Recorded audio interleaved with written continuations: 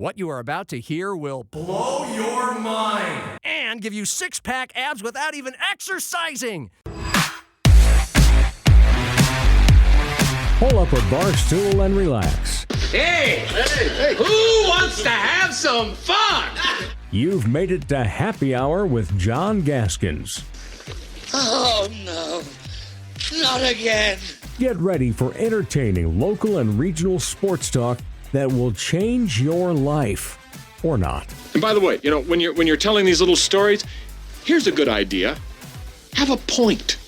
It makes it so much more interesting for the listener. Here's your host, John Gaskins. Here's Johnny. Hello! Ah! I'm back, baby! I'm back! Welcome back to the latest edition of Softball Digest. No doubt. I mean, it just been keeps that going. way. The whole USD Pivovar thing, melodrama, controversy, does end up being a great story because she's a great lady and she's the new head coach at USD, and so we'll get into that. I mean, last week it was talking about Greta getting hired at Minnesota from Augustana. And oh, by the way, Robert Wagner, he's out there. He's been living in South Dakota for 10 years. Augie would be a great job for a guy who just lost his job at USD. Who knows? We'll see what happens. So maybe next week we'll know who Augustana's coach is, and we'll have more Softball Digest. And that's okay. It's that time of year. It's June, man. It is. State softball going on. Trent Singer, Sioux Falls Live, will be covering that as it goes along. And we're at the Orion Pub in downtown Sioux Falls, just having another Thirsty Cheers. Thursday. Cheers. You have another hoppy refresher. That's a non-alcoholic. It's hoppy water, literally. It's mostly water, but it has like the citrus hops you would get in an IPA. That's right. You can get it right here at Orion Pub. Best bar in Sioux Falls. It is, and it's from Lagunitas, or as Harry Carey would call it, Lagunitas. And it's great and it's crisp, and it's what I drink when I'm not drinking, but I am drinking. I've got a Pabst Light today, which is very, very Pabst Light. Yeah. But I thought you had mentioned last week you were having one of these hoppy refreshers. Yeah. And you was like you were taking a break from the alcohol. Yeah. And I've been drinking the Double Dude from Looks, which is hop water too. Oh, okay. Great. And kind of but my you go to Lincoln. You said you would probably break the streak. I in mean, Lincoln. I drank a little bit. Yeah. Like, You were down at the baseball regionals, the Jackrabbits and the Huskers, and I thought I saw maybe a little vodka tonic or something there as you were eating at Lead Belly. I had it was a gin. It was like a gin drink. Yeah. It was really good though. At Lead Belly, man, great place. John's recommendations. You were 2 for 2 because we went to Hopcat too. You got those crack fries. Yeah. Or cosmic fries. I thought, Kind of crack fries. They were originally called crack fries. I'm sure somebody got angry and wanted to change it because it was and very then they changed cool. it to meth fries. Like, no, you can't do that. You wanted me just go to. You wanted me to get pictures. I was too enamored by looking around, and I walked in and they were playing a Pavement song, and I was immediately like, "This is my vibe." There you go. A little bit of a deep cut too, Grounded of off of course. Wowie Zowie, and I was like, I couldn't believe it. But then they had like the Beatles and Rolling Stones. Yes, and all kinds of stuff on all over the the ceiling walls. they had these like panels. Yeah. Which was really cool. No, my wife and I were taking it in. Food was great there too. Good. Anything else? Those are really the only 2 places we went to because then we went to the game. Yeah, I mean, day trip. Haymarket though. Yeah. What an awesome place to watch a game. We were just out in the outfield, sitting out there in center field, surrounded by a bunch of Husker fans. Ran into Mike Hendrickson. Hadn't seen him since maybe my first time ever freelancing for the Argus back in like 2018. Oh wow! But I still listen to Mike's show and everything, so it was cool to see Mike and it was a bunch of there was a pretty good Jacks contingency there. That was on hand, and took up the a full Husker fans section. The Husker fans treated him well. Of course they did. They did. I've heard different. I've heard different around that. Husker fans are famous for giving standing ovations to opposing teams like Florida State and Penn State The little off guys. of the Memorial Stadium field when they get beat. Yeah. And like Bobby Bowden and Joe Paterno famously what the hell? Yeah. We don't get why we've never seen that. We can't imagine that. Great place to watch a game. Okay. And it was a good game, right? Jacks played really well against Nebraska. So they did. It was a fun game to Defensively. watch. They had Nebraska on the ropes. We talked about that with Zim on Tuesday.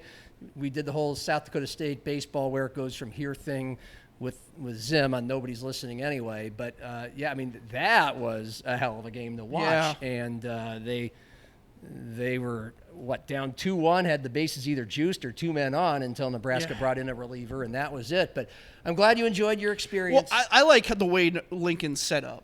You can definitely tell everything is set up around these facilities with the way you can just park in that Haymarket area, walk across the bridge. You can get right to Pinnacle there. You can get over to Haymarket.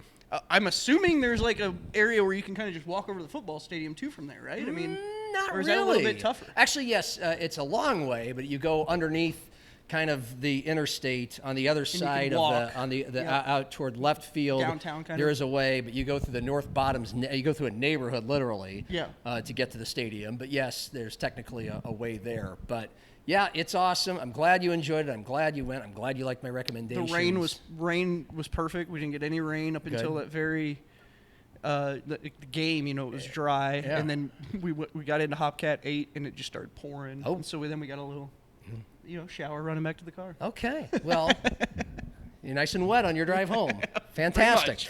We'll get our shirts out of the way. We always bring up our shirts here on Thirsty Thursday because Trent's the shirt meister. And I mean, like, how many damn shirts do you have? Yes, I've never seen this one. This is an MC Hammer shirt. Too legit to quit. It's not just MC Hammer. It is specifically, go ahead and stand up and show everybody. Cordell. God dang. I'm just so jealous. So, well, a roommate, I think, outgrew this. Yeah. And I haven't. So I still wear it. Yeah. Do you remember the video and the little too legit to the 2L? Oh yeah. Or no, 2L. You gotta do it quick though. And then quit. Yeah. Well, I'm not Hammer, so I'm not that quick. So I like the shirt. I'm just wearing a boring Hawaiian shirt that you happen to comment on. I like it, man. Thank you. I appreciate that. I bought this and about 4 other shirts for the trip to Palm Springs. You go to Palm Springs. You gotta have something. You gotta have some. You gotta, flowery. You gotta be a little flashing forward. Yeah. Or something like that. I didn't have enough. I had to get some nicer, like, golf shirts, Hawaiian shirts. You can be a little stylish when you're in Palm Springs. Oh, yeah. It's just when in Rome. All right, so look, we've got USHL expansion to talk about. Yeah, there's going to be a new team in the USHL. 4 new teams in the Stampedes Hockey League. It's a couple notes from State Track, which you have covered as well. But my God, yeah, the softball goes on. Shannon Pivovar, we had a lot about it yesterday. My reactions to the hiring, I think it was the right hire. I don't think it was a lazy hire.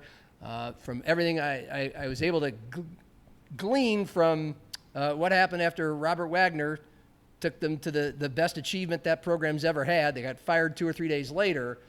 That it was a move that felt like had to be made, makes sense that it was made without getting into details.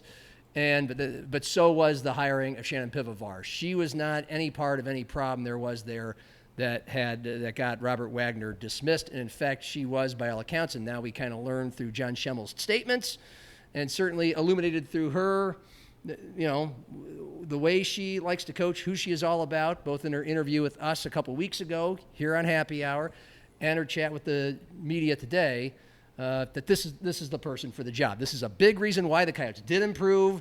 They did step on the gas down the stretch, and got a lot of great national notoriety for her, the way she coaches her players on a big stage like that. And now she gets to head the program. Yeah. It sounds like it's, going younger at that job is, I think, the way that a lot of programs kind of tend to lean really these days. I mean, and I sense that just in hearing some of her answers, the excitement about the opportunity, kind of to me, in my opinion, and I maybe I'm reading between the lines and stuff, but it sounds like she was kind of the person all along, right? Yeah. And that's yeah, there was never really much doubt there. Awesome opportunity for her. I think my bigger takeaways from hearing everything she had to say was, some of the stuff that she's taken away from her mentors. There was a question that was asked about that, and I like how she, I'm sure that boded really well for her in terms of them making the decision. Like she has taken something away from each of her mentors and what they've done, and as a young coach, that's so valuable, right? These are learning experiences in that career endeavor as they are for players, to kind of learn from their coaches. And so I think, she talked about Wagner being a really smart guy and sometimes not fully understanding what was going on, but then it works out, and I've heard that from other softball players too, right? Like I think I talked with Kiera Lubavitch, I think might have been, or no, it was Andrea Kane, talking with her when we were previewing for Augustana's run in the regionals, and she was talking about some decisions she's not sure about it at times, and then she's like, well, it worked, like. Who's Andrea Kane? Andrea Kane, a senior for Augie. She was a right fielder. Yep, appreciate sorry. that. That's okay. So I just to expound exactly on what you're saying, this is a good chance to play what Piv said. Most people know by now, because she's become such a bigger name than the USD softball coach would be, considering her big viral moment in the NCAA tournament, the notoriety and recruiting interest that gained for USD softball in their first NCAA tournament trip. And then obviously 2 days later, Robert Wagner, his contract is not renewed, and everybody's WTF and all that. And we've all learned and now know, in case you didn't, Shannon Pivovar was an assistant coach at South Dakota State before she was the head coach at the University of Sioux Falls. And she 500 record at Sioux Falls, was dismissed, didn't have to do with wins and losses. In fact, I don't think she was ever really told why she got dismissed. And she talked about what she learned from that in this press conference today as well. But specifically with the Jacks and then the Yotes, the bookends from that USF head coaching experience, she learned from Krista Wood and from Robert Wagner. And in both cases, Shannon Pivovar, within a couple years of her arriving on both the Jacks and Yotes staffs, those teams were reaching their first ever NCAA tournament with her as part of the staff. So I think she had a lot to do with those, especially USD's, which is why she's now the coach. We're a big reason why. But here's what she learned from Krista Wood at SDSU and Robert Wagner at USD. Every head coach is unique in their own ways, and we're all quirky, and we're all special. From Coach Wood specifically, she gave me my first chance in collegiate coaching, and so I'm forever grateful to her. She taught me what working hard behind the scenes looked like. She taught me how to recruit. She taught me like the X's and O's of everyday work and all of that, and she's a master softball mind as well. And so the things that I gleaned from her were immensely important in building the foundation of what I want. And so, like I said, I'm eternally grateful to Krista for taking a chance on me, for then taking a chance on me and taking me up to state with her. And we had a lot of really good experiences and memories. So she's just somebody that I very much admire and will always look to in that capacity. And then Coach Wags taught me, again, kind of back to it, but like, there has to be joy in the game, and you got to love what you're doing. And he gave me opportunities to be able to find that again. So from a personal standpoint, that's something that I will always thank him for, is that. He also is one of the smartest softball humans that I know, and there would be times that, he would make a substitution or do a pinch hit or call a play, and I'm like thinking in my head, okay, I don't know that I'm on the same wavelength as you are right now, but just seeing how those things played out and how that changed the trajectory of a game or an inning or a moment, a lot of those are things that I will think back on and try and keep in my back pocket as to why you want to make that move or what that means bigger picture to the game. Or like I said, there are no little things, and there were a lot of very simple base running, hitting, nitty-gritty kind of things that I will absolutely take from Coach Wagner. And so I appreciate everything that he did over the last 3 years to just kind of throw all of that my way so that I could be a sponge and learn all I of that too. also found that, she said that her experiences at USF, which again, wasn't a disaster. And as I mentioned yesterday, it's kind of like the Jacks, Yotes, and USF, baseball and softball at their levels.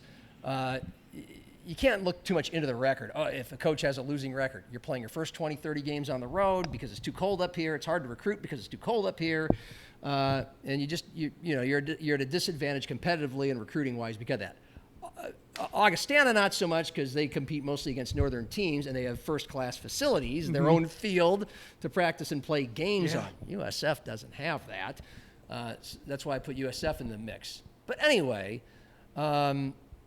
she talked about her growth and maturity, which for any USD fan who deeply cared about her 4 games under 500 record at USF and figures that as underwhelming head coaching experience for a Division I position, I would send you to her talking about how she's grown and matured since then, based off some of these lessons she learned from both of these coaches, particularly recently with Robert. She should be a better head coach now because of all this. 100%. Yeah. I think we should all get better at our jobs 4, 5, 6 years down the road. Well, and you've talked about that viral moment, right? Where she's talking to that player there first. Who was it? It was Katie Hoffman. Katie Hoffman, who had 5 hits all year. I'm and pretty she sure got the fewest on the spot. team. Yeah. I mean, and I think in moments like that, you see like a tangible, as much as she could say in any interview for this job, that right there is almost a testament to that character building that you want to see from a coach. And I think that moment did wonders, just in terms of them knowing what direction they were going to go with. You have to assume, and I don't want to start assuming like whether or not, but like they won the Summit League with a losing record and got into the tournament and had Nebraska on the ropes. You have to assume that this coaching change was coming regardless, right? I think, again, we don't know because John Schemmel hasn't agreed to interview publicly about this. Yeah. And therefore say why Robert Wagner was dismissed. He'll never say it. I don't think he'll ever say it anyways. And he did confirm to me that it was a non-contract renewal, which means he didn't have to have a reason for. That's not. It technically is a firing because he's no longer the coach, but it's not something where there needs to be cause. And they don't legally have to say anything why he's not the coach anymore. But back to your point. Yes, from the dots I can connect, I feel safe in saying that the program, as all athletic programs should be by their athletic director, was closely evaluated. He knew what was going on within it, and and I think he had already seen a body of evidence that they needed to change at head coach, and that B, there was a big body of evidence that Shannon Pivovar was certainly one of the people, and she ended up being the person to replace that coach. She had been recruiting coordinator. She recruited all these kids from Nebraska that played a huge part in their success. If she didn't recruit Madison Evans, which was the number one player reason why they went on this big tear, the pitcher, Madison Evans, Shannon was the pitching coach as well. That's the most important position in softball. And in our interview with Shannon a couple weeks ago, she dove into how Madison Evans just all of a sudden started to blossom into this, I think, power 4 level pitcher down the stretch to the point where she stymied Nebraska, for God's sakes, the number 1 team for 6 innings. Yeah. Piv had a lot to do with that. So I think to your point, that's a long way of saying, yes, it kind of felt like this wasn't, for anybody who thought, well, we got to hire her because she had the viral moment and we got a lot of momentum in the program now because of that big moment. It was already a foregone conclusion, I think. Yes. Certainly is what it feels like. And like I said, easy to assume that. Maybe something arose up, and maybe you'll get the chance to ask John that. Maybe. If you get the chance. Maybe. But, I don't think any AD is going to outright say that was a decision that they were going to make anyways, and I don't know if you're going to get much out of him. And it's interesting too because she's like getting right into this. Like she's going to be in a whirlwind here of recruiting to get ready for this. And I expect her to be like so busy here as summer ball's kicking in and everything too. Trying to retain players. I know she mentioned that towards the end of that presser too. There is no problem with retaining right now. Well, this is the series of questions I asked her about. What we all think about once there's a coaching change that gets made, especially these days. And what makes it more interesting when you retain a coach from the staff to take over, which Montana football just did, which is what USD football has done twice in a row with Nielsen's retirement or forced retirement, whatever, depending on who you are, what you believe. And then Travis Johansson to Matt Vitztham, Stiegelmeier to Jimmy Rogers. Dan Jackson came from the outside, but he was a Jackrabbit football family guy. Familiar. Is the ability to retain players and the importance of that. Anyway, here's me asking Shannon about what she can tell us about that. It sounds like you got a lot coming back. Can you tell us how many current players that are eligible to play next year that were on the roster this year jumped in the portal, and how many have solidly committed to coming back? I can tell you that there's a little bit of fluctuation, but that we have the core of our team returning. There's a couple days here that they have before they have to be in the portal. And so we have a couple kids who we knew even before I was named head coach. We're planning to go into the portal. And so those are kids that are kind of on the fence that we're hoping stick with us, but we also understand like there's got to be a good fit and it's got to be right for them. And their decisions were not driven by this. Their decisions were driven by more personal kind of things. So those are ones that we hope to keep on our side, keep on the good side. Okay.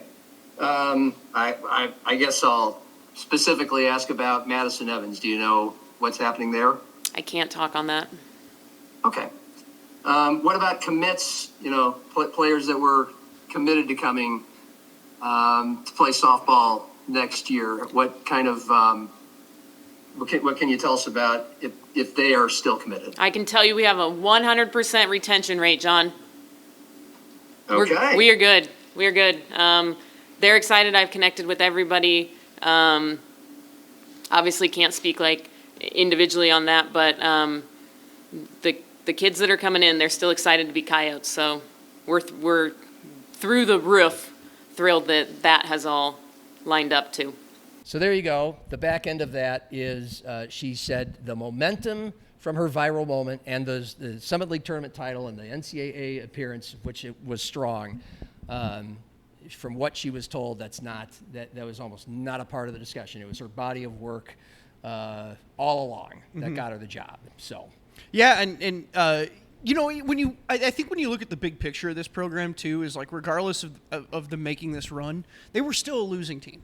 And I know they took a step too, right? They got close last year. They took another step this year. Regardless, you're still a losing team. Like if you want to sustain a program, you can't just have one-off flukes in the Summit League tournament. Yes. You have to be a program that is continuously winning. And so, the coaching change here going to Shannon Pivovar, I think, is a sign that they want to be a consistently good team in softball in the Summit League. And in order to do that, you have to do it year in, year out. And I think, finding a good young coach is always a good way to go. Well, and we're not, we will be able to look it up. You can look publicly up what coaches make. But if I were a betting man before I looked this up, before it's revealed, she probably comes at less expense than Robert Wagner did. Probably. As a guy in his 50s with a lot more experience head coaching and in the game. Mm-hmm. Not sure about that.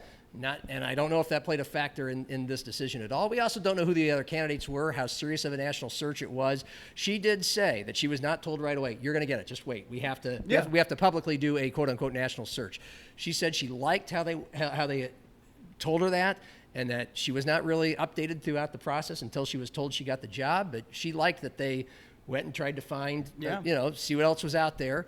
Certainly feels very grateful it landed back at her. And so I've read comments from people that said, well, no one wants to come to Vermilion and coach in Vermilion. No, it's a Division I softball Division I job. school, Give me man. a break. Yeah, there were plenty of people that I'm sure applied.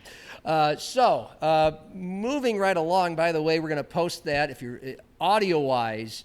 Happy Hour with John Gaskins on the podcast pages, on the Happy Hour with John Gaskins podcast page at SiouxFallsLive.com, the full press conference if you want to hear everything what Piv had to say today. It was almost entirely... Okay, you'll be able to see it in the article at Sioux Falls Live because this was almost entirely, I should say, Matt Zimmer and I asking questions. So it's basically a Sioux Falls Live interview with I showed Shannon up a little Pivovar. late. Yes. One interesting tidbit, you were there too. A little late. And I thank you for that, so we could talk about it now. And one question was asked when the athletic director's name was brought up, and anything, and more so, anything. It was obvious anything regarding the former coach was not going to be answered today. Yeah. And it did not come. The question did not come from me, but that was shot down. So that was interesting. Yeah. All right, moving right along. So, tell us about this USHL expansion. Yeah, they're adding. I believe it's 4 teams that they're looking to add. They're going to the West Coast. The footprint for the current setup for the USHL, 16 teams.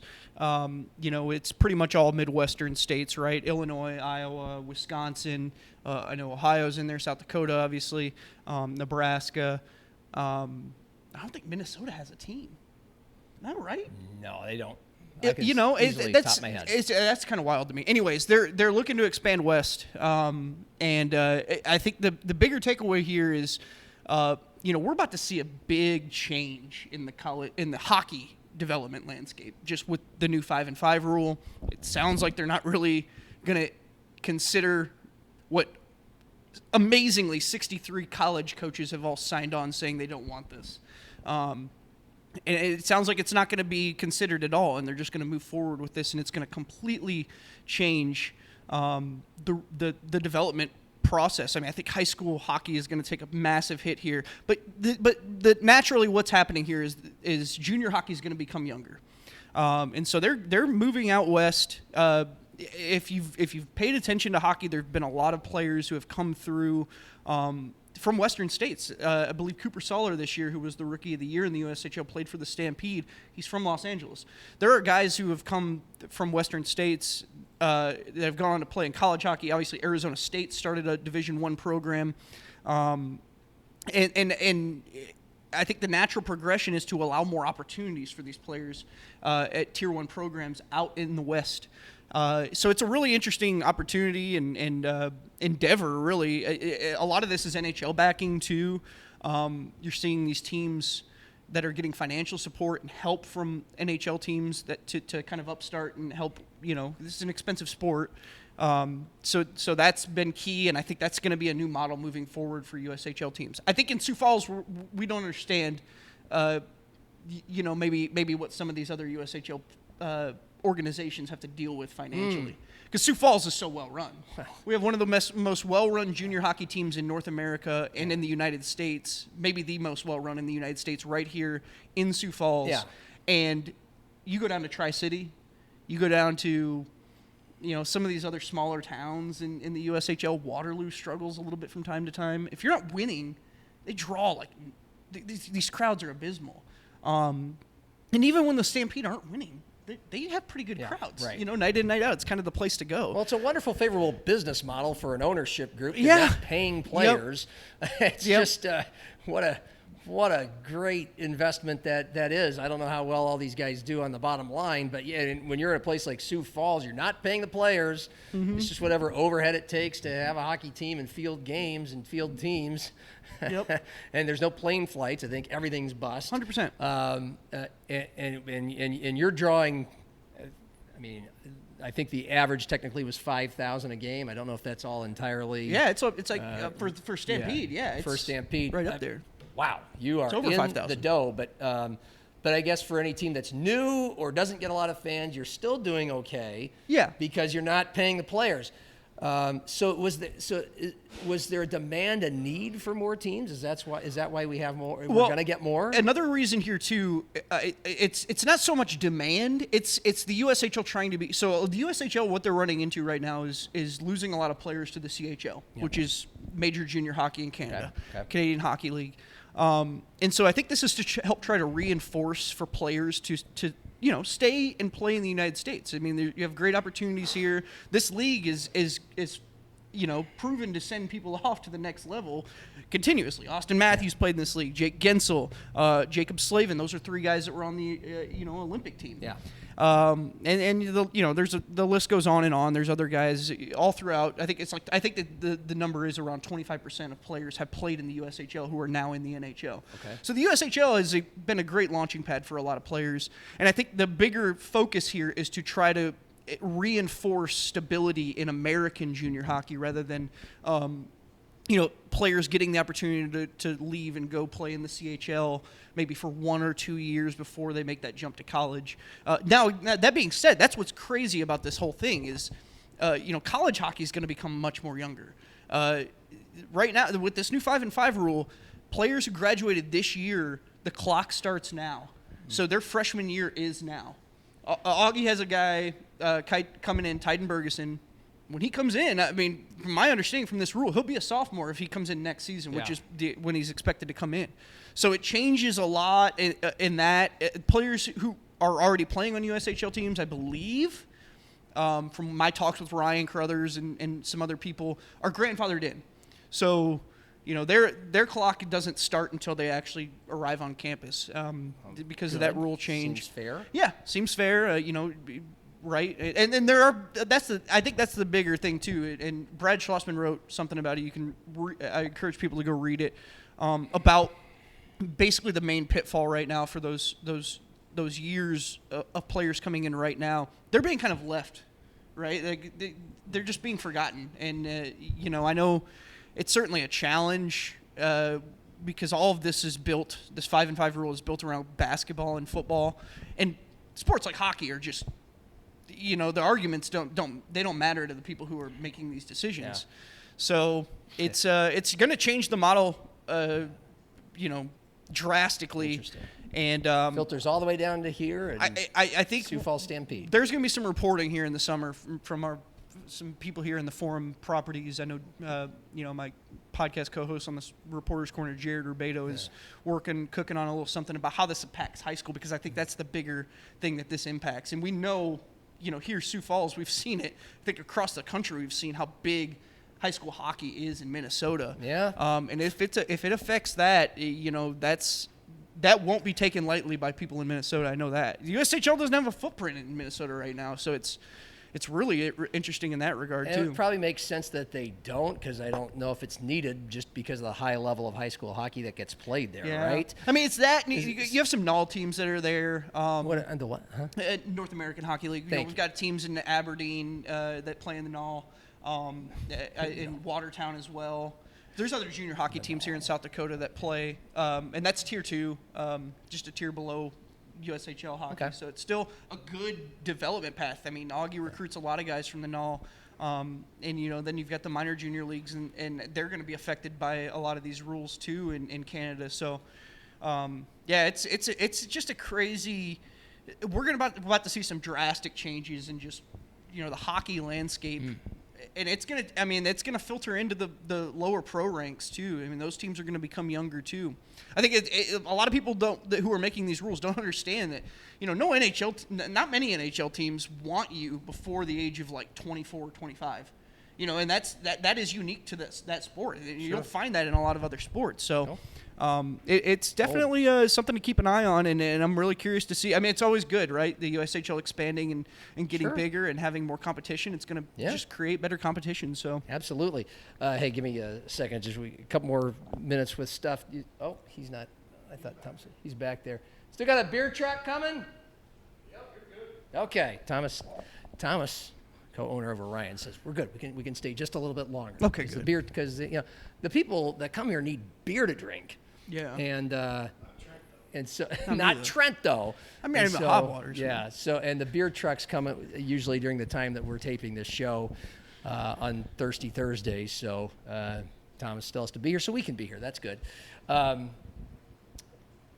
So state track. You wrote a story about it. It was last week. It was all day. So much happens. It's so hard to keep track of. God, there's so much going on. You wrote an article, SiouxFallsLive.com.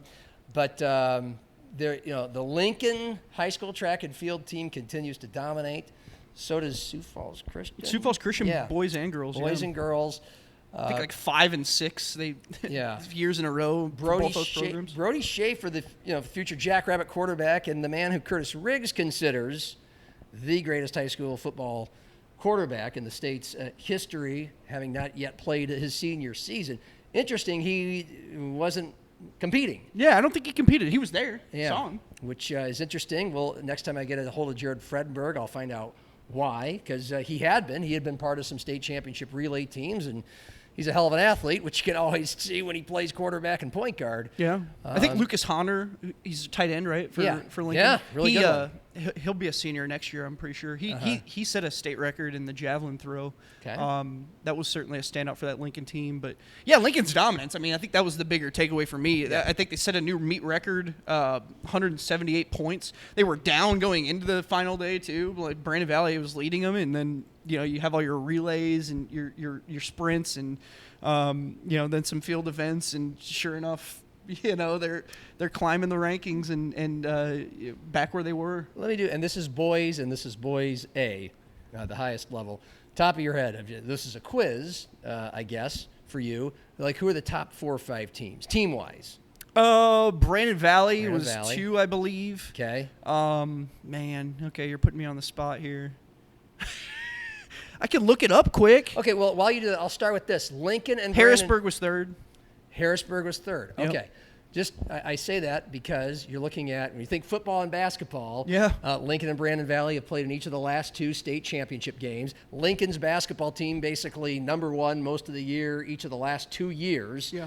Didn't win the state title, but they had the team to beat all year. And Brandon Valley, they won football last year, and then the spring before that, or the winter before that, the boys won the state championship in basketball. See what I'm getting to here? Well, it's like, wow. To have a great football or basketball team, it helps to have really good athletes, and a lot of the best athletes are in track, which is a pure measurement of athletics. And not every one of them, though, right? Their best player, Sam DeGroat, didn't play in basketball. True. He didn't compete in track. But I will say this, one thing that stands out when I was talking with Jim Jarofsky, who's been there for, I think, 2 decades at now. Lincoln.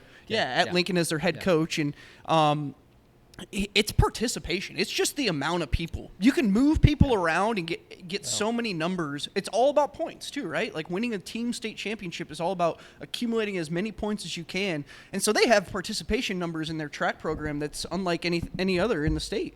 And I think that's the main reason why they're able to replicate success and continue. There's enthusiasm within that program. I think he said they had over 200 kids in their track program. That is insane. That is, a massive, massive team.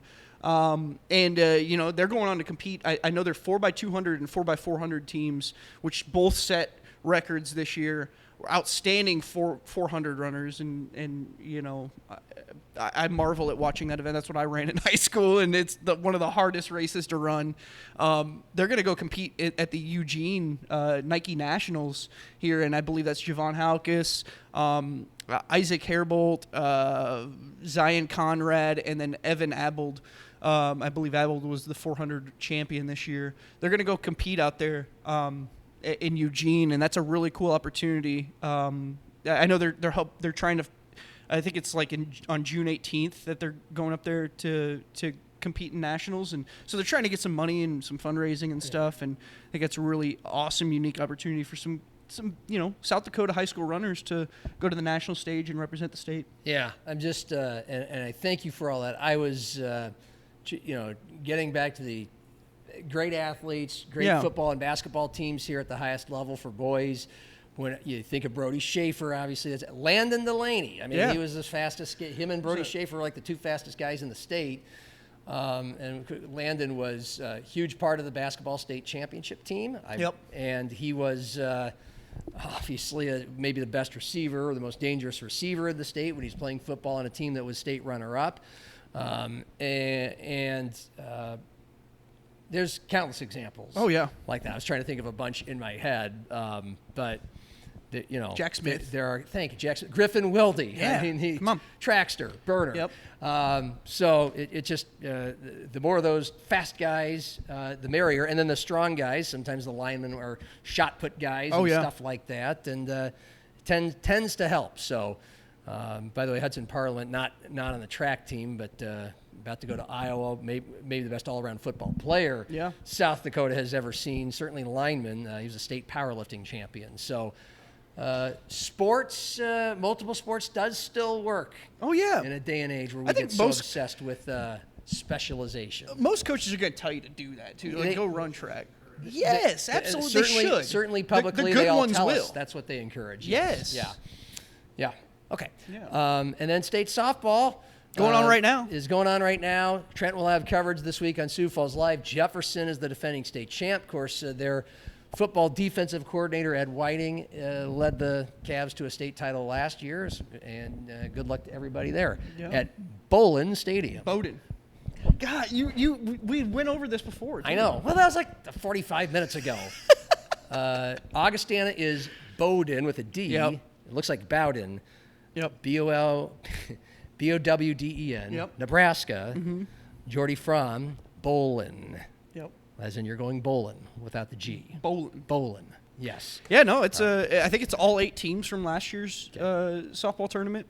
So, kind of carrying over from a year ago. I think Jefferson comes into this winning 30 straight. They won this morning, so make it 31. I gotta call out Macy Bryant. She's a South Dakota State recruit. When I'm going through the numbers, putting together the preview yesterday, I could not believe. I've seen some crazy batting numbers from high school softball players in my day, but she's hitting .828 on the season, which is just unheard of. I don't even know how you do that.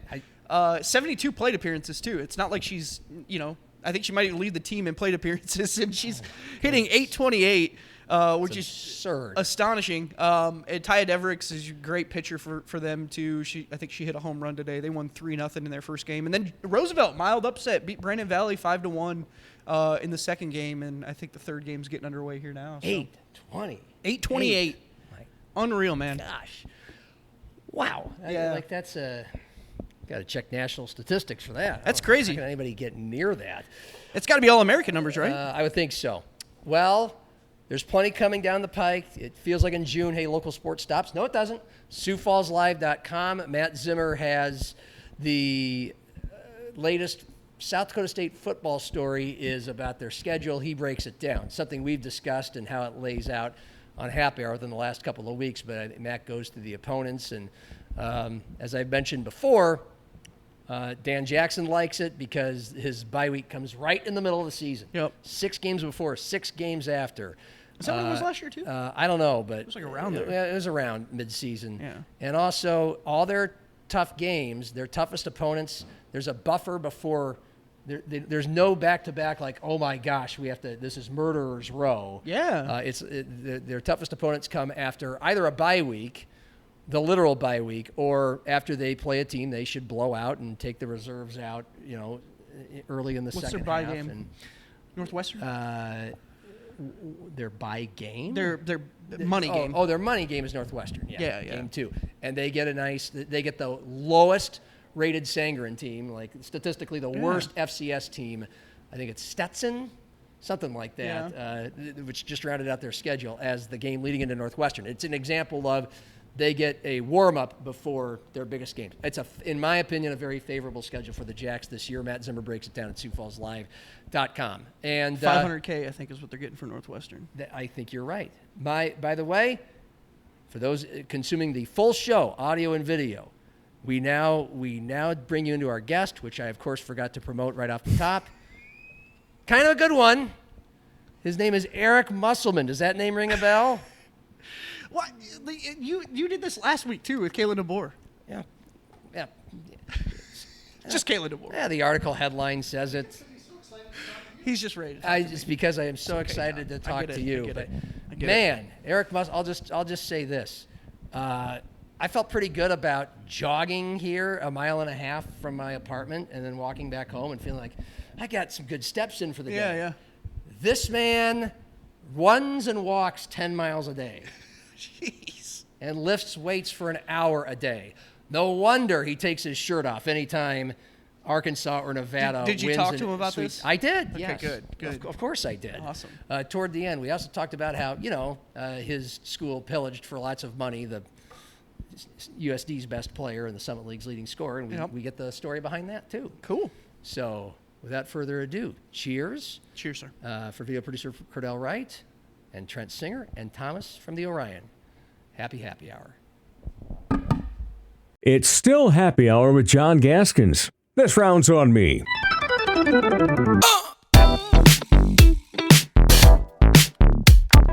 This is a fun day. This is a really good day to be talking to one of the bigger names from the last 30 years plus in our region. Minnesota hoops, South Dakota, the pros, college. He's been around, and he's at the University of Southern California in the Big Ten. He's their head coach, Eric Musselman, who started his career out in Rapid City with the Thrillers, had quite the rivalry with the Sioux Falls Skyforce back in those early CBA days. But from there, he has only gone on to be an assistant in the NBA, a head coach for both the Golden State Warriors and Sacramento Kings. He's been in the NBA D-League, and then he dipped into college, Arizona State and LSU as an assistant. Then you may remember him on some tournament wins, taking the shirt off and twirling it around for Nevada and Arkansas all the way to the Elite Eight. And now he's with USC, looking young and robust in his office in LA.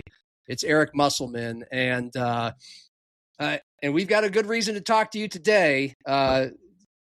Isaac Bruns put us over the top by moving on from USD, his home territory, out to Southern California for his senior year, and we'll get into that in a moment. But it's good to see your face, and I know you're filled with your own little South Dakota memories as well.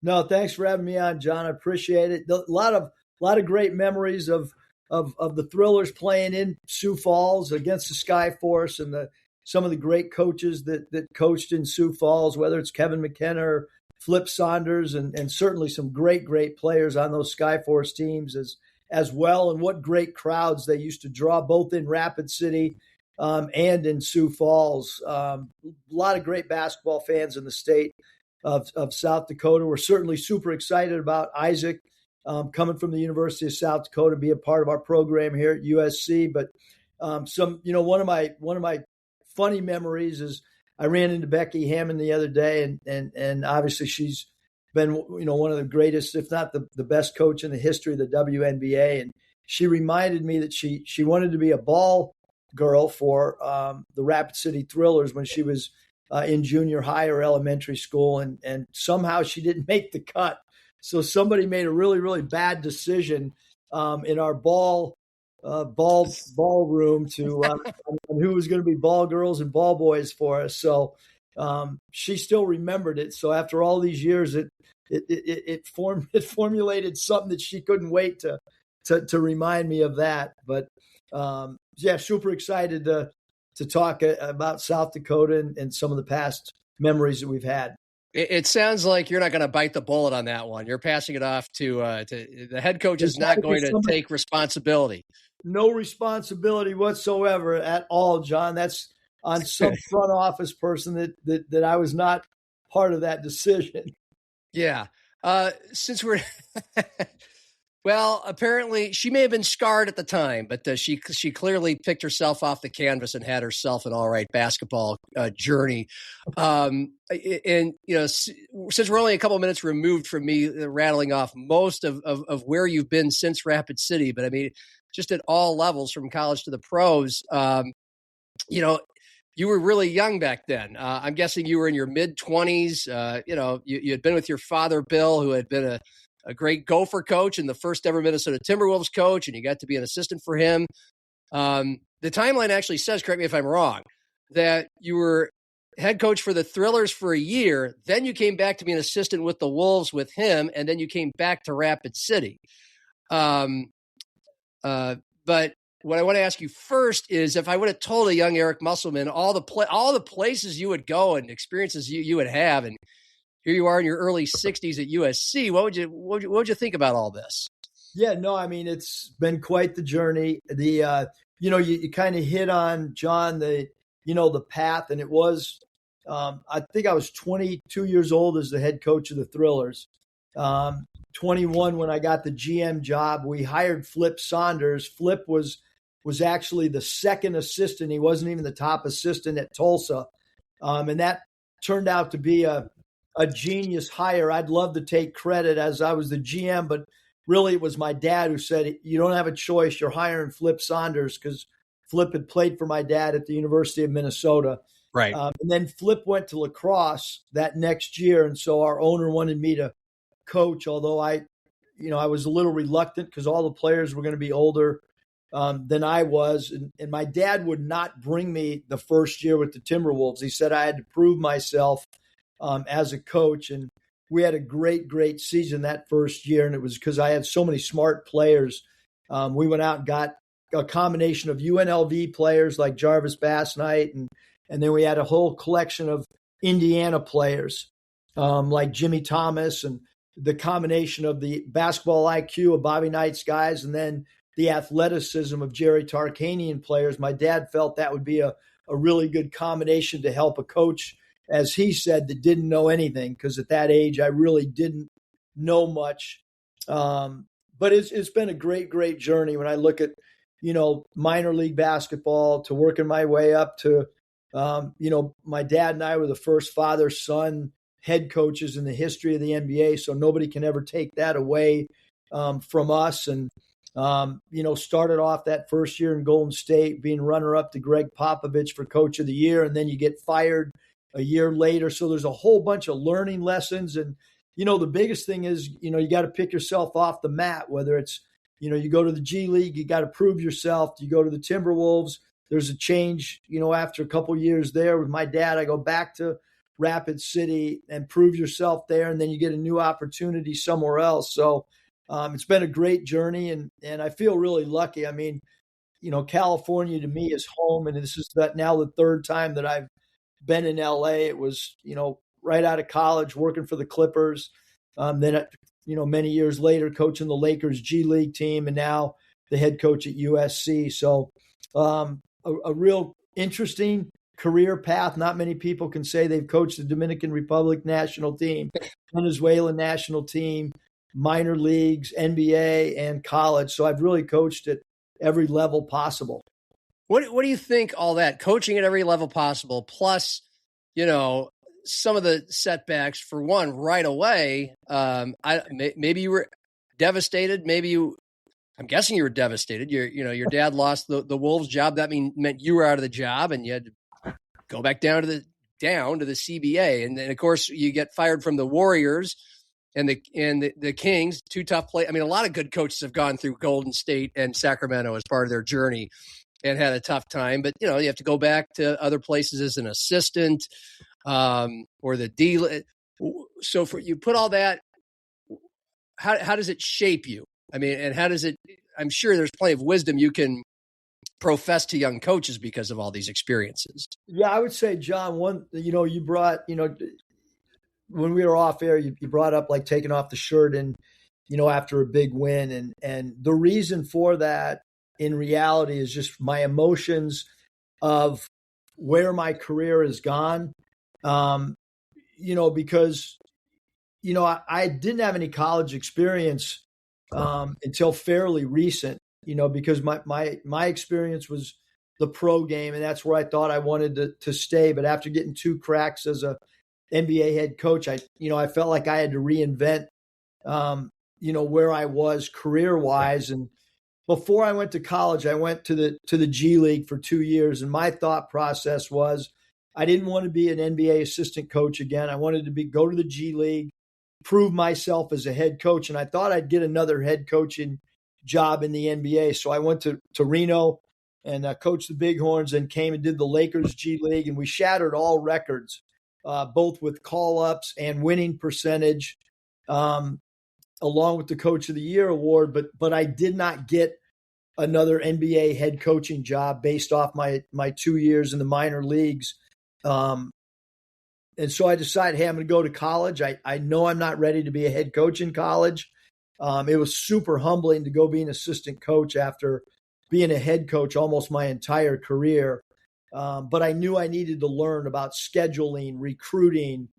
2 years at Arizona State, 1 year at LSU, and then Nevada gave me, an opportunity to be a head coach. And I would say that all those, setbacks and the grind of the minor leagues, just, it motivates you beyond belief. A lot of people said that, you're not going to get a college head job because pro people don't know how to recruit. And so, we recruited the first McDonald's All-American ever in the history of the University of Nevada, and Jordan Brown. And, we go to Arkansas, and Arkansas has got an incredible storied history, but they had never had a one and done player in the history of Razorback basketball. And, Anthony Black was a one and done lottery pick, and Jordan Walsh was a one and done player drafted by the Celtics in the second round. Nick Smith was a one and done player drafted in the first round. So, first one and dones ever in the history based off, recruiting freshmen. And now as I look at our Trojan team here in Los Angeles, we have 3 McDonald's All-Americans, incoming freshmen this year. So recruiting, when people tell you can't do it, you get super motivated if you're a competitive person to try to prove people wrong. Just give us a sense of how much recruiting has changed just in the last 3 or 4 years in the NIL and portal, and because that's what everybody wants to talk about all the time. You can pull back the curtain, and how much of an adaptation has that been, and how much did your previous adaptations, your first one in just learning how to recruit, period, how is that all applied to now to try to keep up in the most competitive league in the country? Yeah, John, I would say to start off with, we had a core philosophy at Nevada, and then the first few years at Arkansas, which was recruit sit-out players. Transfers used to have to sit out a year. And so whether it be Cody or Caleb Martin, 2 guys that are still playing in the NBA, our philosophy was, let's build our 4 guys always at the end of our roster that were sit-out guys that would be your starters the following year. And that really, really worked for us at Nevada. It really worked for us at Arkansas. And then the rule changed. And so we had to kind of change our philosophy.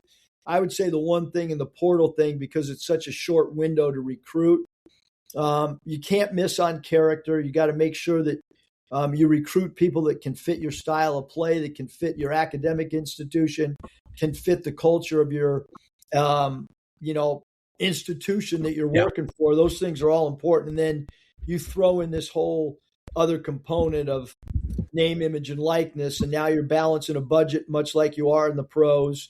And you got to make sure that, the way that your salary structure, it's got to correlate with productivity.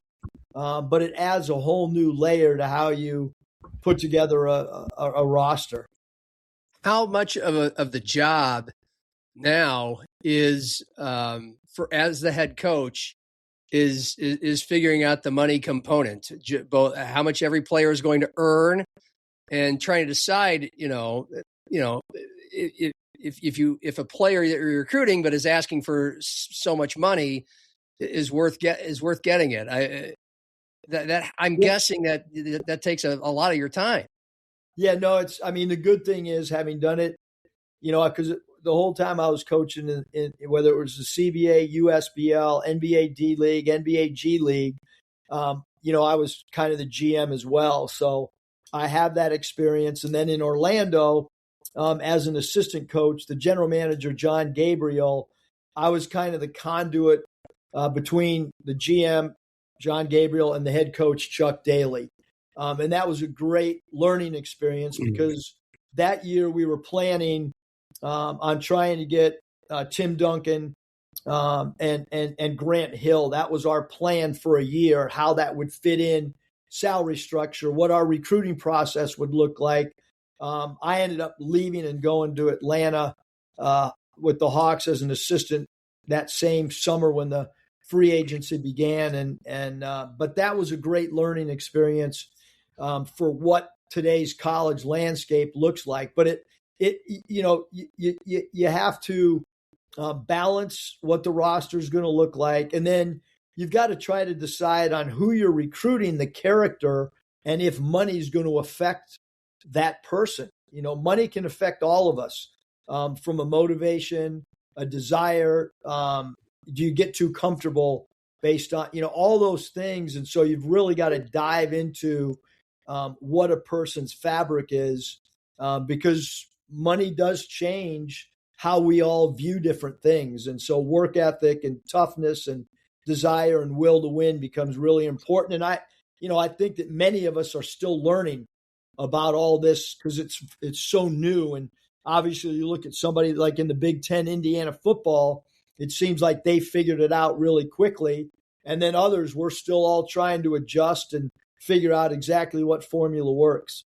Yeah. I mean, you look at Michigan and Illinois, both reaching the Final Four. I mean, Nebraska this past year, finishing second in the league, and coincidentally, Iowa taking them out. It's a hard pill to swallow as a Husker fan, being brutally, mercilessly beaten by Iowa 10 of the last 11 years. I got this shirt behind me that says, "This team makes me drink," in honor of the Huskers. That's football and basketball. But it was a joyride. I mean, Nebraska, this is quite a league. And Nebraska's not up there with Michigan and Illinois in the NIL. And, how is USC's position with that? And how do you process all that? And how do you work as the head coach, knowing that that has to be a major piece of it? Michigan and Illinois have proved it. Yeah, I would say, John, you bring up two great examples, not great, but phenomenal examples of people that have probably maximized productivity with their name, image, and likeness. When you look at what Fred Hoiberg's done and you look at what Iowa's done, those two coaching staffs, organizations, programs, whatever you want to say, I thought did as good a job as any two programs in the country.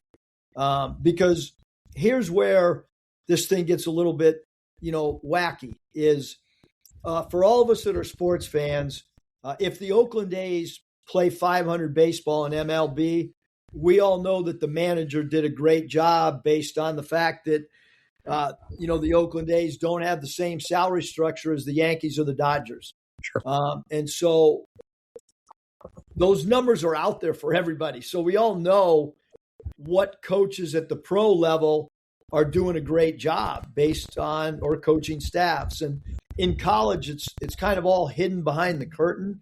But I know for a fact the two programs you just mentioned, John, Iowa and Nebraska, maximized their name, image, and likeness packages. Their coaching staffs, both of them went out and got high character guys that had great will to win, that played as a team, that were super connected, that winning was above all else, and that both teams sacrificed. And then there are going to be teams that are going to win national championships, whether it's football, whether it's basketball, could be baseball, that are going to have unbelievable name, image, and likeness packages. We know where the Dodgers, their coach, Dave Roberts, still has to do a great job, and he's got to manage egos, and there's a whole component to coaching great teams. But I would say that in this league, it's a very competitive league. Winning on the road's really hard. There's a lot of great coaches, and there's really good name, image, and likeness packages across the board in our league as well. And I feel fortunate at USC. I feel like we have set up a really, really great structure, and it always starts with your athletic director, your president, from a leadership standpoint. And we feel fortunate with where we are in that landscape, because it's difficult for all of us to navigate. You're right. It's not officially listed on public record, but reporters do their digging, and there's different reports. I mean, it looks like Nebraska's was like an $8 million NIL budget, and that was $20 million below the Michigan and Illinois and Michigan States of the world. So you just explained how you take what you're, got to be competitive and then make up the gap in other ways. And so it brings us to just the process of going out. Okay, the season ends, and some of your players are going to jump in the transfer and portal, and there thousands of them are there. How do you, as a staff, you as a head coach, go out and find the ones that you're going to get, because there's so many to choose from? And then, of course, I could just go straight to the question of how you found and why you landed on Isaac Bruns as one of your new guys. Yeah, so John, I mean, it's being organized before the portal opens. It's having structure, and like for us, we have certain people in our office that are responsible for positions. So but the point guard, off guard, power forward, center, small forward, we have a different staff member in charge of each of those positions. Then we have another person on staff that's in charge of each conference. So it's kind of like baseball scouts that are cross-checkers. We have guys that lead us through conferences and are responsible for, like, everybody in the SEC that transfers out. Then we have a another group in our office that's in charge of all point guards, all off guard. And so this cross checking becomes super, super important. And then we have an analytics. We have actually a student on campus that's in our office that has kind of started our own analytics department internally. And then we do take 2 services externally. And then one of our guys in office, one of the coaches, uses those numbers. And so we have 3 different analytics ways that we evaluate players. But, you brought up Isaac Bruns, and certainly for us, we looked at, the shooting. We feel like, he was super shot selective. He probably could have taken even more threes based on his 3-point percentage. So one of our weaknesses the last 2 years since we've been at USC has been our lack of perimeter shooting. So we feel like Isaac can help us in that way. And then one of our strengths, last year we led the country in free throws attempted or FTAs. Super important to how we play. And Isaac does a great job drawing free throws attempted. It's probably an underrated part of his game. And so because of those factors, we felt like he had toughness, and he's got experience, and he's a proven player. He has great academic background. When you look at his grades, that tells you a lot about a person when someone takes great pride in their academic piece, and as well as one of the best players in the league that they're playing in. So he fits academically what USC is about as well. All right. So it's a very statistical, analytical thing, but again, he's one of thousands. So was there the baseline conclusion some of us made were like, well, Musselman coached in Rapid City. Is there a South Dakota tie? Does he know? Like, was there somebody on your staff or you? Like, how do you get in touch with Isaac Bruns here in South Dakota? Yep. So super interesting because Caleb Klein, was part of the South Dakota staff with Todd Lee. So Todd Lee was the head coach. Todd had worked for me in Rapid City. Todd worked at USC last year. The first 2 years Todd was with us, he got the head job at UC or Cal State Bakersfield.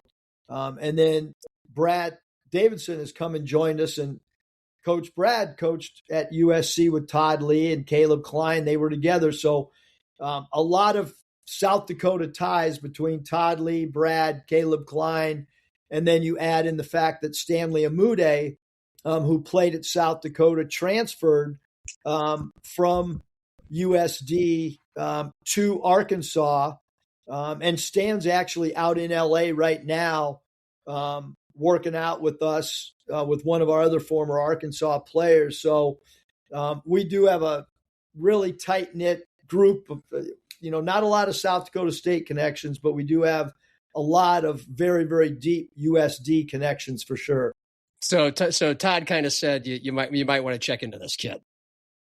Todd, I would say more so Caleb Klein, because Todd was just kind of getting that other job and had been interviewing for it. But Caleb Klein was a big driver in Isaac and identifying him from a very, very early stage once he hit the portal.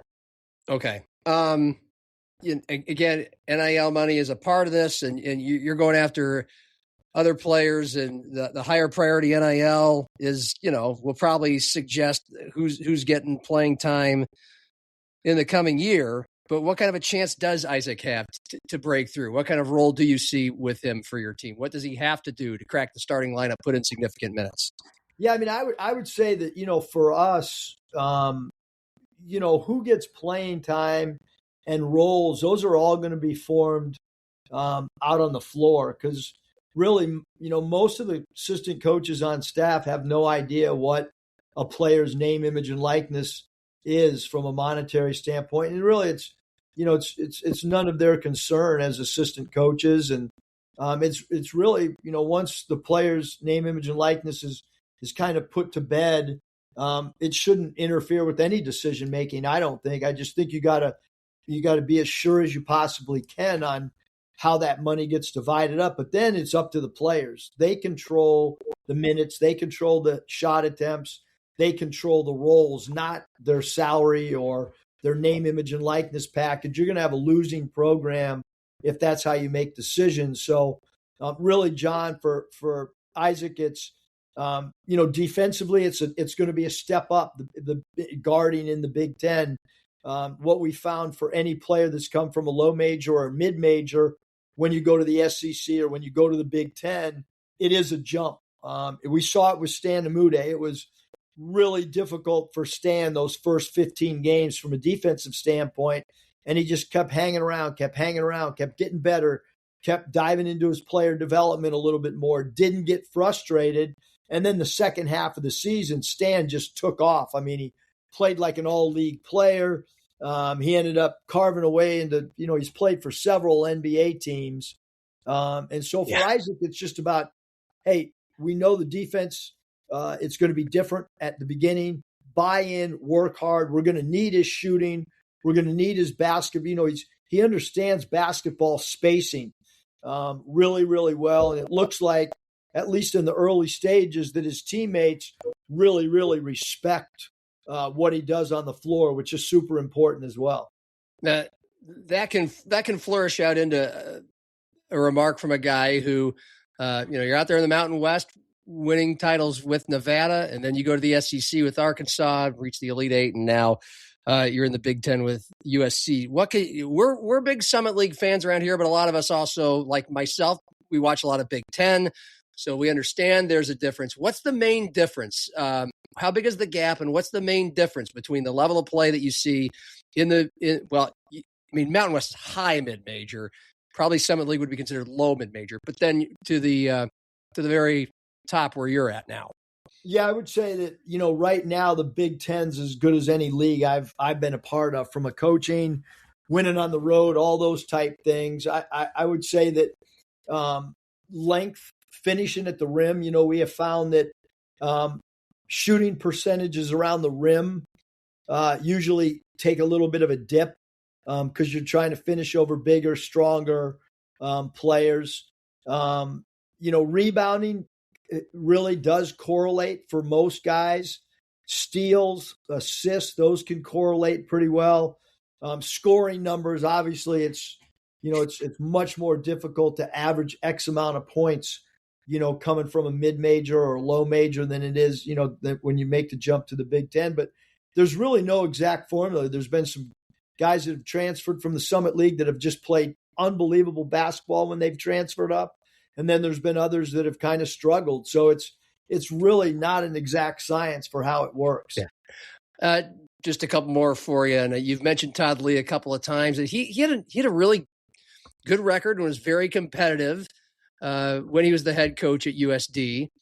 Very curious what your observations were. Well, first of all, why you brought him in on the staff, what your observations were during his time at USC, what his strengths as a basketball coach and mind are, and how you think things will go for him, or why they could go well for him at Bakersfield. Yeah, I mean, Todd and our relationship goes back to the Thrillers in Rapid City when he was an assistant there. So he kind of knows our system. He knew our terminology coming in. We actually played South Dakota at Arkansas. They came and played a game, against the Razorbacks when I was coaching there. And then, we have off-floor relationship. My wife introduced Todd to his current wife. And here for us, it was preparation, scouting reports. He did a great job with our team, both at Arkansas and SC. And I think the one thing, Todd really wanted to be a head coach again. And this is a great opportunity. He's in his 60s. It's a great opportunity for him to become a head coach again. He's worked at Cal State Bakersfield before, so this is his second time there. So he has a good lay of the land, both what their academic institution is, and he knows a lot of prominent business people in the Bakersfield area as well. That's a really good league, the Big West. One of the other assistants from Arkansas and Nevada, Gus Arginal's the head coach at Riverside. My son also works at Riverside, so that's a league we love to watch and keep tabs on. But I think Todd's going to do a great job. And Bakersfield right now is kind of at the bottom of that Big West, and I think Todd, if he could get him to the middle of the pack this year in year one, and then take that next step in year two, and that's what we think Coach Lee will do for Bakersfield. I'm going to ask you one question about the NBA with the finals starting tonight, and then we'll land back in Rapid City. You answered this question about 15 years ago, and the game certainly has changed, but maybe in the scope of this question, it hasn't. And you were in pro basketball in the D League at the time. But, the NBA finals come around, and in this part of the country, some people are very interested. We've got a lot more Minnesota Timberwolves fans because of the last 3 or 4 years, because they've been a big part of the mix now. But some people don't like to watch the pro game. Some people prefer the college game. They think, and some impressions that they get, obviously, is that they don't play enough. You've heard all this. They don't play enough defense in the NBA, and they think it's a more team-oriented game. I don't know. You know all those kind of stereotypes. I can tell you this, John. The world's greatest coaches are coaching in the NBA. I've coached against, when you look at the SEC and the Mountain West and the Big Ten, and then you coach again, like, nobody's a better coach in college than Pat Riley. Nobody's a better coach in college than Greg Popovich. Nobody's a better coach in college than Phil Jackson. The world's greatest coaches are coaching at that level. And not all, but the top. And then the world's greatest players are playing in the NBA. And I think when people look and say, what's the defensive intensity level like? Well, the pro players make the game look easy because they don't miss open shots. And guys are so good one-on-one, they can just go break a play and create off the bounce. But that is the greatest aspect of the game is right there in the NBA, and there's no doubt about that. The rules, in my opinion, are better. Advancing the ball, 4 quarters,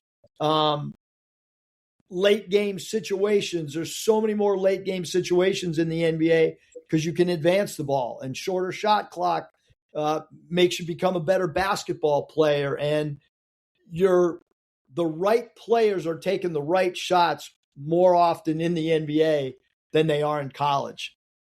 Yeah. You basically said it hasn't changed. You said the same thing, like they're playing defense in the NBA, but the offensive players are making it look easy because they're that elite offensively. And by the way, one of my best friends is Chris Johnson, the head coach of the University of Sioux Falls here in D2, and he feels the exact same way. He gives, he's given you a very similar answer to that, and he's a D2 coach. Okay, your favorite memories. How intense was it, Skyforce and Thrillers back in the day? And you're a young coach, and the Skyforce are filling the Sioux Falls arena with fans who are really into this. There's got to be some fun ones there. Yeah, there was. I know one game we came in there and some water went in the first row right behind our bench, and then the next time we came in there was quite a few umbrellas in the arena just because some water had maybe flown behind the bench, and we kind of felt like every game there might be some player technicals, or there was always something in the air. When we played Sioux Falls, and we knew it was a rivalry. Like, we knew that game meant more than, say, playing the Rockford Lightning. The Skyforce Thriller games meant more to the fans in both areas without it. And there was no human being that was both the Skyforce and a Thriller fan. I know that. Right. I bet. Do you feel like you got a little extra, I don't know, heat because you were such a young coach with such a big name? I don't think there's any doubt. But at that stage of my career, I liked it. You know what I mean? Like the extra heckling and all that stuff. I actually embraced it, and our players liked it. And one of the things that, my dad made a comment to me is, he was always like, "Hey, check out the road attendance." And, like, one of the greatest compliments a coach can have and his team can have is if you lead a league in road attendance. And we took great pride in all those years in the minor leagues, because statistics said we led the league in home attendance and road attendance. And that was, really important to us. And it was, again, I felt like my dad was way ahead of his time from a marketing standpoint, which University of Minnesota had the pregame warm-up with unicycles and dance team and cheer team. The dance team at Minnesota at the time was way, way ahead of anything that any college team was doing from a marketing standpoint. And that one comment, really stuck in my head about leading leading your division, conference, whatever it may be, in home and road attendance. And we felt like we did that at Nevada. We did it at Arkansas. And we got to try to continue to drum up as much interest as we can here in USC, both home and road, as well. Absolute last one, and that is, you felt like you came out of the womb a head coach in basketball and in pro basketball, and that's mostly what you've known. But you still have, you've been told this a zillion times, I'm sure, a youthful look and energy about you. What has kept you so young? Well, I lift weights 7 days a week for 1 hour, 60 minutes. Have to burn 350 calories in that 60 minutes of lifting, and then I go 6 miles every day on a treadmill. Could be walking, could be jogging. And then at night, I do 4 miles on the beach for a walk. So I try to get 10 miles in at least 6 out of the 7 days. And the one day that I might not get 10, I do get 6 in. And it's been that way now, for the 2 years here. And at Arkansas, I wasn't walking quite as much outside. But even then, I did 5 miles every day at Arkansas for those 5 years as well. Okay. So just an hour of lifting every day, 10 miles walking and or running. That's it. And then work it. And you got to fit a great work day in there too. Somewhere in there. Yes. Okay. Well, note taken. We'll get started on that. It's it's been great. Thank you so much for taking your time to, no, John, I appreciate you having me on. All right. He's Eric Musselman, head coach, USC. Good luck this year. And for video producer Cordell Wright. Oh, I forgot to ask you. The show's called Happy Hour. So first time guest always gets asked. End of a long day, end of a long week, after a huge win, maybe to drown your sorrows after a huge loss. So what's the go-to happy hour drink for you if you had to choose one?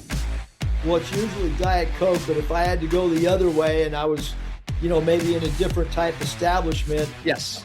Because of where I grew up in San Diego, for the most part, I would have to say a margarita. Yes, that would make locale's very important. And that seems like a great answer. Can never go wrong with a margarita. Now we're done. Happy hour and cheers.